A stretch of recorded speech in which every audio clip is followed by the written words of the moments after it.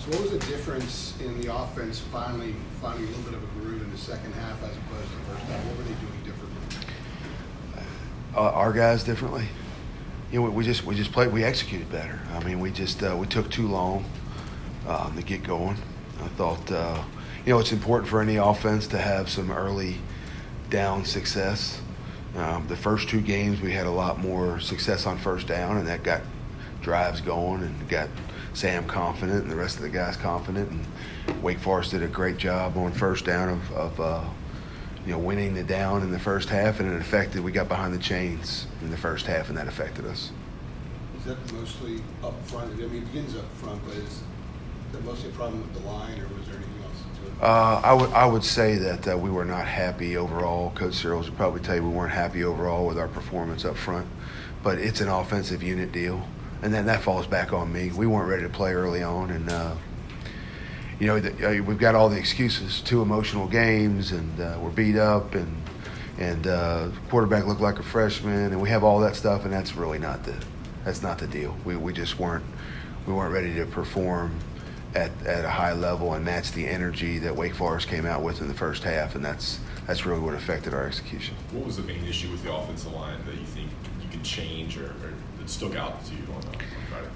It's not just the offensive line. It's for us to do well at App State in any game that we play for the rest of the season, we've got to have a greater focus and from an energy standpoint and a focus standpoint starting the game. And we've got to do a better job of executing on first down so we have positive play. I'm very used to being dictating on first down and getting 6, 7, 8 yards on first down. Being in second and non-obvious is where we want to be on offense. We want to be in that 2nd to 4 and 6 range. And we didn't do a good job of that in the first half. And it wasn't a schematic issue, and I wouldn't blame the players. Again, I think I've got to do a better job, our staff's got to do a better job of getting our guys ready to play early. And that's going to be the biggest challenge for the game this week against App State. What did you talk to Sam about after the game in terms of first pass performance and what he did well and what didn't work for him? It's business with Sam. It's not. That's what I like about him. It's not an emotional roller coaster up and down. When things weren't going well, he was pretty stoic and pretty professional. And Jace was right there, and the three of us had our conversation about mistakes that were made or things that we have to do different, or different things that we want to look at. We have to see or expect when we go back out on the next drive.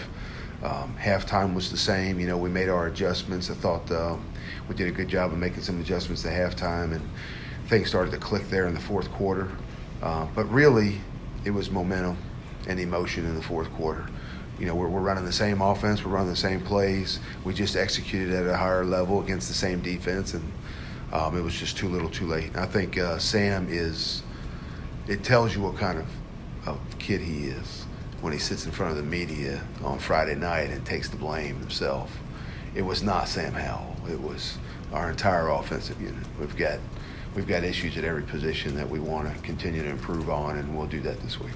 Phil, you mentioned the issues on first down. The third down being somewhat of a struggle for 3 games. Is there a common thread there that maybe is leading to some of those issues on first down? I think when they're going to do a better job on third down of when we are in a 3rd and long situation, which in football is the worst situation to be in offensively, we still have to make sure that we're directing the ball towards the strengths that we have offensively, schematically, and we're still trying to get our better players to football.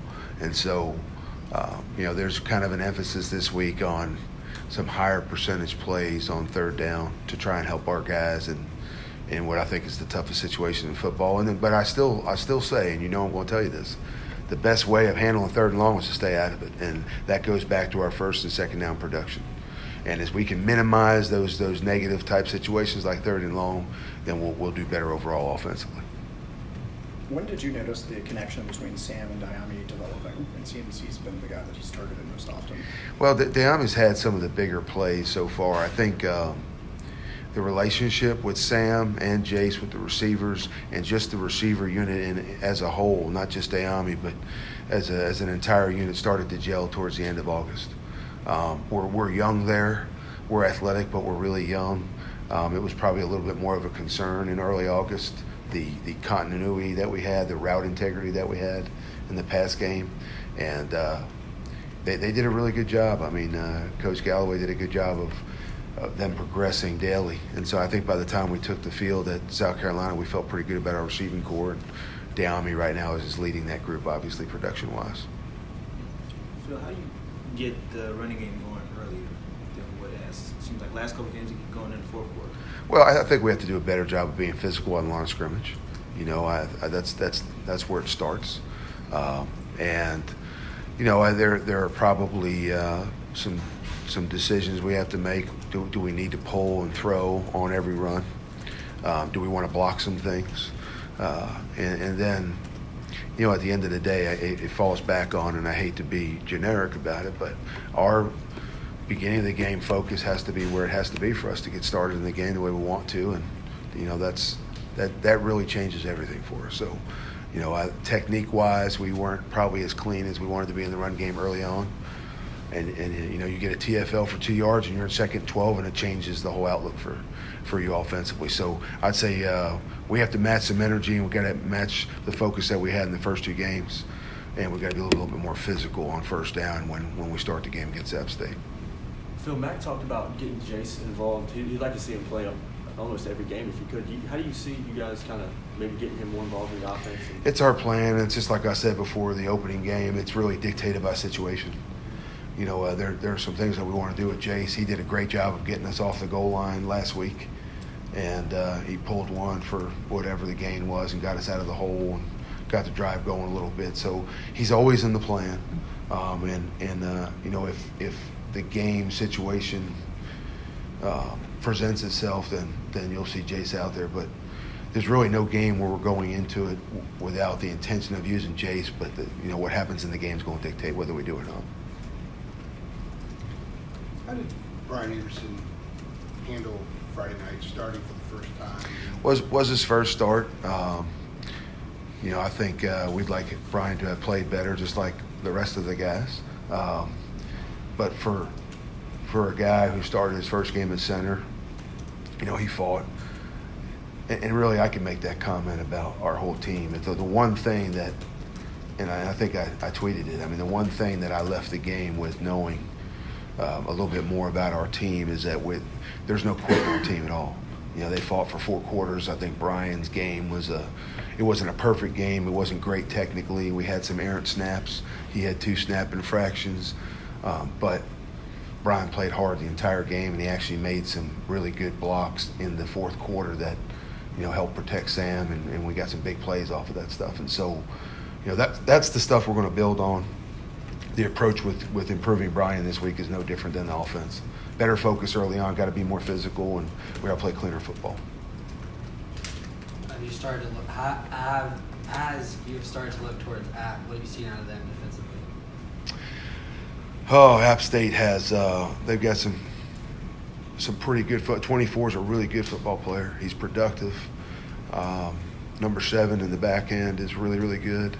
And up front, 48 is a physical kid with some twitch. So those are probably 3 of the stronger players that we've identified at App State that, you know, we've got to know where they are and we've got to be able to handle them. App is a little blend of a number of the opponents we've seen. They're going to use a good mix of man and zone coverage. They'll cloud the corner at times and try to get 2 over Dowmy, I'm sure. And they're going to stack the box. And they're going to try and stop the run, and they're going to force you to beat them with the throw. At least that's what they've shown in the first 2 games. They do a good job of stacking the box and gapping off the run game. So for us to establish the run game that we want and that we intend to get established, we're going to have to do a good job physically and technically up front early on. Have you coached against Eli Drinkwitz before? I have not. Or something? Nope, I have not. I don't believe so. If I have, you'd have to share it with me because I don't recall that. No. Antonio Williams didn't get any carries last game, so is that something more of like game flow, getting in those like second long situations? I think the situation with Antonio, because Antonio is, and make no mistake about it, he is a weapon, and he's a running back that is in the rotation for us. He's kind of in the same boat as Jace. There's an intention to use him every week. it's going to be dictated by situation, and Coach Gillespie will handle our role through the 3 running backs.